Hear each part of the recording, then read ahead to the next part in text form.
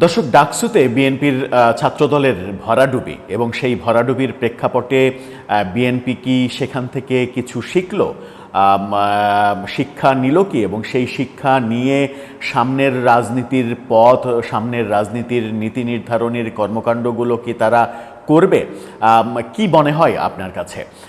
BNP যে সকল ভুল করেছে, যে সকল ভুলের কারণে ডাকসুতে ভরাডুবি হয়েছে এবং শেষ পর্যন্ত তারা নির্বাচনের ফলাফল মেনেও নিয়েছে, ভরাডুবি মানে ব্যাপক ভরাডুবি, 28টা পদের 23টাতেই শিবির জিতেছে, এটা বাংলাদেশের ইতিহাসে কেউ কল্পনা করেনি। সেই অকল্পনীয় ব্যাপারটাই ঘটেছে। সেই অকল্পনীয় ব্যাপারটা যখন ঘটেছে, তখন কি বিএনপি সঠিক রাজনীতির পথে ধাবিত হচ্ছে, নাকি বিএনপি এখনও মনে করছে যে দেশের জনগণ না, তার চাইতে বেশি গুরুত্বপূর্ণ আন্তর্জাতিক গোষ্ঠী, কূটনীতিবিদরা, তারা তাদের কাছে অনেক বেশি গুরুত্বপূর্ণ এবং তাদের সেবা করার মাধ্যমেই আগামী নির্বাচনে একটা পথ সুগম হবে বিএনপির জন্য, যে পথে কোনো বাধা কাজ করবে না? আমার মনে হয় যে বিএনপি এখনও ভুল পথে রাজনীতি করছে। গতকালকেই আমরা দেখলাম বিএনপি নেতা মঈন খান কূটনীতিকদের নিয়ে নৈশভোজ করছেন, কিন্তু এই কূটনীতিকদের নিয়ে নৈশভোজ করা কতটা কাজে দেবে বিএনপির রাজনীতিতে, সেটা নিয়ে যথেষ্ট সন্দেহ তৈরি হয়েছে। যদি বিএনপি জনগণের মন জয় করার রাজনীতি করতে না পারে, যেখান থেকে অনেকখানি পিছলে গেছে কিংবা সরে গেছে গত এক বছরে বিএনপি, এই অভিযোগগুলো বিএনপির শুভাকাঙ্ক্ষীরা কিন্তু বারবার করছেন, বিশেষ করে ডাকসু নির্বাচনের ফলাফল বিপর্যয়ের পর আরও বেশি করছেন।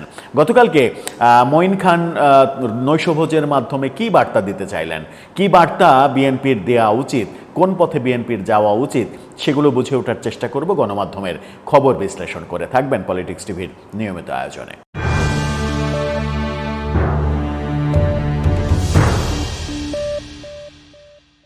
দর্শক, বলছিলাম যে কূটনীতিকদের নিয়ে যে রাজনীতি, সেই রাজনীতি কি আদৌ কাজে দিচ্ছে? যদি সেই রাজনীতি কাজে দিত, তাহলে ডাকসু নির্বাচনে তো ভরাডুবি হতো না। বিদেশি কূটনীতিকরা ডাকসু নির্বাচনে একটা প্রভাব বিস্তার করতে পারতেন।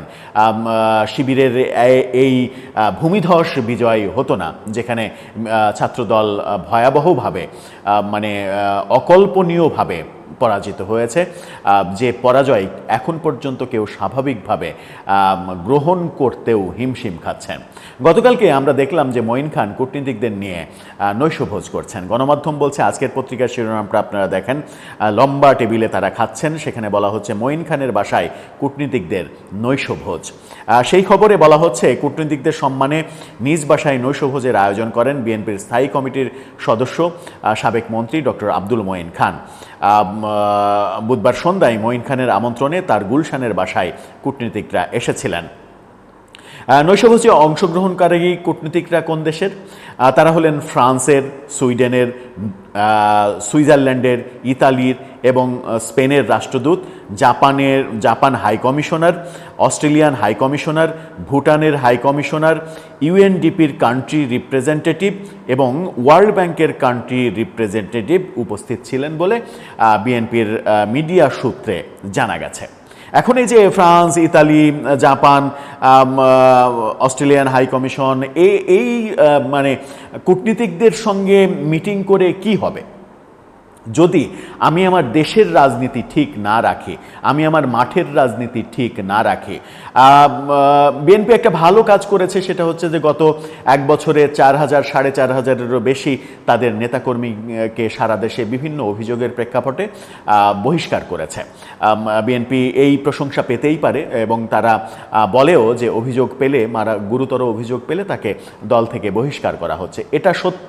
কিন্তু সারা দেশে এই এত বহিষ্কারের পরেও বিএনপির বিরুদ্ধে যে ধরনের অভিযোগ, সেই অভিযোগের কর্মকাণ্ডগুলো কেন থামছে না কিংবা কেন থামাতে পারছে না বিএনপি, সেটা তাদের মূল চিন্তার ব্যাপার হওয়া উচিত। এই বিদেশি কূটনীতিকদের সঙ্গে মিটিংয়ে আদতে কোনো কাজে দেবে না।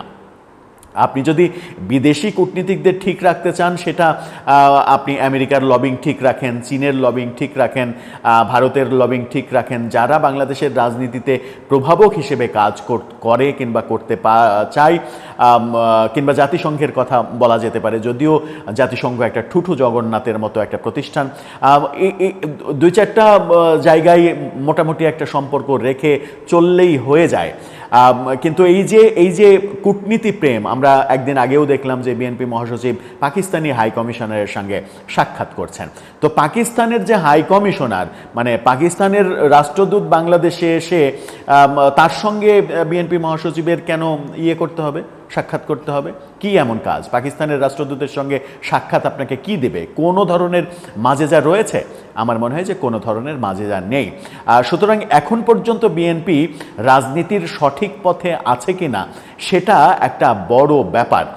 সারা দেশে এত অভিযোগ হচ্ছে, বিশেষ করে গত বছরে 5 আগস্টে শেখ হাসিনা সরকার পতনের পরে সারা দেশে যে ধরনের নৈরাজ্য হয়েছে, মবের ঘটনা হয়েছে, মামলাবাজির ঘটনা ঘটেছে, চাঁদাবাজির ঘটনা ঘটেছে, সেইগুলোতে যাদের নাম এসেছে সেই মানে সংখ্যাগরিষ্ঠতার বিচারে যদি দেখা যায়, তাহলে বিএনপির নামই সবথেকে বেশি, বিএনপির নামেই সবথেকে বেশি অভিযোগ শোনা গেছে।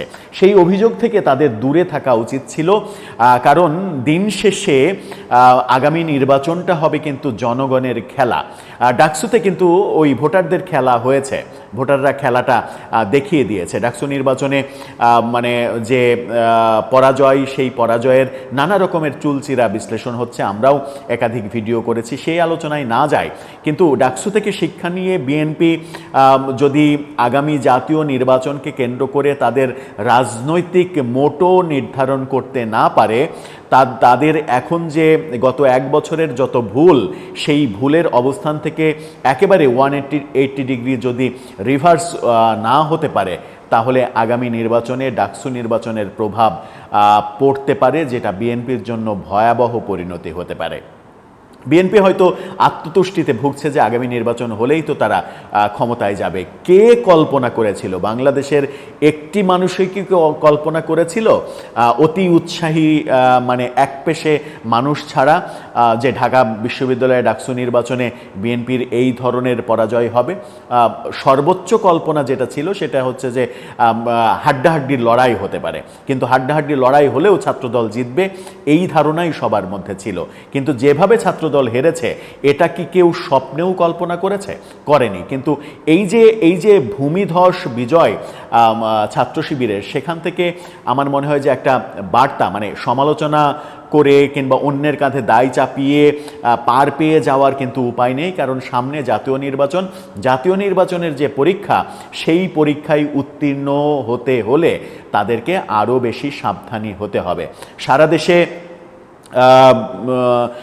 যে অবস্থা তৈরি হয়েছে, সারা দেশে মানুষের কাছে আপনি যদি নিরপেক্ষভাবে জরিপ করেন, তাহলে এরকম বহু জায়গা পাওয়া যাবে যেখানে বিএনপির মানে উটকো নেতাদের বিভিন্ন ধরনের কর্মকাণ্ডে জনগণ অতিষ্ঠ হয়ে পড়েছে।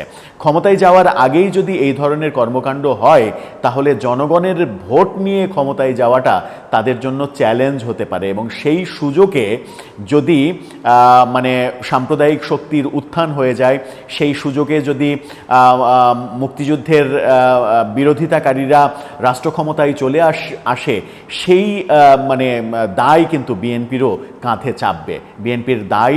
বিএনপি সেই দায় থেকে নিজেদেরকে মুক্ত করতে পারবে না অন্যের উপরে দায় চাপিয়ে। হ্যাঁ, ডাকসুতে আপনি দায় চাপাচ্ছেন যে ছাত্রলীগ শিবিরকে ভোট দিয়ে জিতিয়ে দিয়েছে, তাহলে আপনারা কি এমন কর্মকাণ্ড গত 1 বছরে করলেন যে ছাত্রলীগ শিবিরকে ভোট দিল, যাদের মানে আশেপাশেই তাদের যাওয়ার কথা নয়, তাদেরকে ভোট দিল, আপনাদেরকে ভোট দিল না?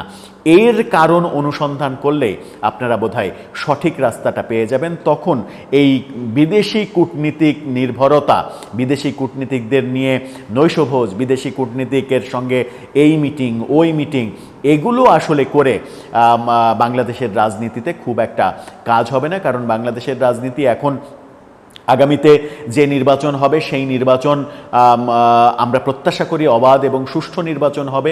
জনগণ যেখানে তার মতামত প্রকাশ করতে পারবে, আর জনগণ মতামত যেখানে প্রকাশ করতে পারবে সেখানে বিএনপিকে মনে রাখতে হবে যে যারা ভোট করতে পারছে না আগামী নির্বাচনে, মানে আওয়ামী লীগের কথা বলছি, আওয়ামী লীগ ভোট করতে পারছে না, এখন পর্যন্ত সেরকম তথ্যই তো আমাদের কাছে যে আওয়ামী লীগ ভোট করতে পারবে না। তো আওয়ামী লীগ ভোট করতে পারবে না, তাহলে আওয়ামী লীগের যারা ভোটার সেই ভোটগুলো কোথায় যাবে? সেই ভোটগুলো যেন তাদের বিপক্ষে না যায়, তার জন্য যে রাজনীতি করতে হবে সেই ভোটের রাজনীতিটাই এখন বিএনপির করা উচিত, নতুবা সাড়ে সর্বনাশ হয়ে যাবে আগামী জাতীয় নির্বাচনে, যেটা বিএনপি কল্পনাও করতে পারে না। এবং এই মুহূর্তে আমার মনে হয় যে বাংলাদেশের জনগণ, সচেতন জনগণ এটা অন্তত চান না যে আগামী নির্বাচনে বিএনপির এই ধরনের মানে পতন হোক, কিংবা এই ধরনের খবর আসুক যে বিএনপি রাষ্ট্র ক্ষমতায় চলতে যেতে পারল না, প্রতিক্রিয়াশীলরা রাষ্ট্র ক্ষমতায় অধিষ্ঠিত হয়ে গেল। সেরকম দৃশ্য যদি দেখতে হয়, সেটা বিএনপির রাজনৈতিক ভুলের কারণেই দেখতে হবে, যেখান থেকে তাদের বোধহয় আরও বেশি শতভাগ সাবধানী হওয়া উচিত। দর্শক, আপনার কি মনে হয়, বিএনপি কি তার ভুলগুলো বুঝতে পারবে এবং ভুল থেকে শিক্ষা নিয়ে সঠিক পথে রাজনীতি পরিচালিত করবে আগামী 5-6 মাস যে সময়টা রয়েছে সেই সময়ে? আপনার মতামত জানিয়ে লিখতে পারেন আমাদের কমেন্ট বক্সে।